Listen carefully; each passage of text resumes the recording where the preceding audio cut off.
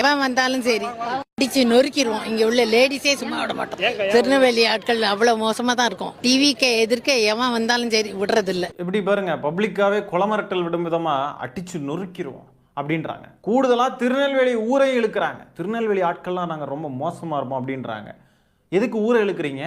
நீங்க அப்படி இருக்கீங்கன்னா நீங்க உங்க தனிப்பட்ட கருத்தை சொல்றீங்க. ஊரை எதுக்கு கேவலப்படுத்துறீங்க? இந்த மாதிரிப்பட்ட ஆட்கள் ஒவ்வொரு ஊர்லயும் இருக்கிறதுனால தான் அந்த ஊருடைய பேரை கேவலப்பட்டு போகுது. ஊர் ஐடென்டிட்டியை கேரி பண்ணிட்டு வராங்க. திருநெல்வேலிக்காரங்களும் நாங்க மோசமா இருக்கோன்றாங்க. என்ன பேச்சுது? தாவேக்காரங்க நாங்க மோசமா இருக்கோம், வெறி பிடிச்ச கூட்டம் அப்படின்னு சொல்லுங்க. ஏன் திருநெல்வேலியில் இருக்கக்கூடிய எல்லா மக்களையும் அதுக்குள்ள சேர்க்கிறீங்க?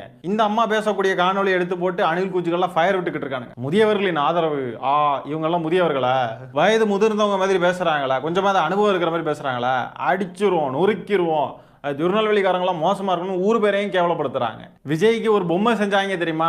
அந்த பொம்மை இப்ப அனாதையா சுத்திக்கிட்டு இருக்குங்க. பொம்மை